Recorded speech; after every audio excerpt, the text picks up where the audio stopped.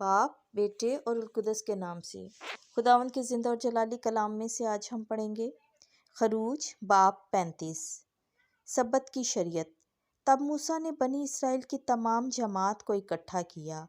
और उनसे कहा, वो बातें जिनके करने का खुदावंद ने हुक्म दिया है ये हैं। 6 दिन तू अपना काम काज कर, 7वें दिन तुम्हारे लिए मुकद्दस होगा, खुदावंद के लिए आराम का सब्बत। जो कोई उसमें कुछ काम करेगा कत्ल किया जाएगा।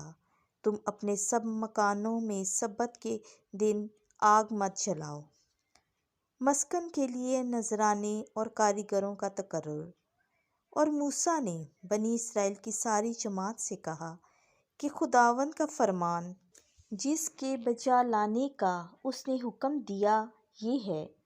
कि तुम अपने पास से खुदावंद के लिए नजराना लाओ, हर एक अपने दिल की रग़बत के मुताबिक खुदावंद के लिए सोना और चांदी और पीतल नजराना लाए, और बनफशी रंग और अरगवानी रंग और करमजी रंग का कपड़ा और मतीन कतान और बकरियों की पुशम और मेंढों की सुर्ख रंगी हुई खालें और तहस की खालें और सन्नत की लकड़ी और शमादान का तेल और मसा के तेल और बगूर के लिए खुशबुइयाँ और संगे जरा और नगीने और अफूद पर चढ़ने के लिए और सीना पोश के लिए। और तुम में से सब जो अक्लमंद हैं आएँ और जो कुछ खुदा ने फरमाया है बनाएं, मस्कन और उसका खैमा और उसका गलाफ और उसके हल्के और उसके तख्ते और उसके बैंडे और उसके सतून और उसके पाए और संदूक और उसकी चोबें और रहमगाह और पर्दा और मेज़ और उसकी चोबें और उसके सब बर्तन और हजूरी की रोटियां और रोशनी के लिए शमादान और उसके बर्तन और चराग और शमादान का तेल और बगूर की कुर्बानगाह और उसकी चोबें और मसा करने का तेल और खुशबूदार बगूर और मस्कन में दाखिल होने के दरवाज़े का पर्दा और सोखनी कुर्बानी का मज़बा और उसके लिए पीतल का आतिशदान और उसकी चोबें और उसके सब बर्तन और होज़ और उसकी चौकी और सेहन के पर्दे और उसके सतून और उसके पाए और सेहन के दरवाज़े का पर्दा और मस्कन और सेहन की मेखें और उन दोनों की रस्सियाँ और खिदमत का लिबास मुकद्दस में खिदमत करने के लिए और हारून काहिन के लिए मुकद्दस लिबास और उसके बेटों के लिए कहानत का लिबास। तब सारी जमात मूसा के सामने से चली गई और वो आए और हर एक जिसकी रूह की खुशी हुई, जिसके दिल ने उसे तरगीब दी, खुदावंद के लिए हजूरी के खैमे के वास्ते, उसकी सब खिदमत के वास्ते और मुकद्दस लिबास के वास्ते नजराना लाया। और मर्द और औरतें और जिनके दिल की खुशी हुई आए और कंगन और बालियां और अंगूठियां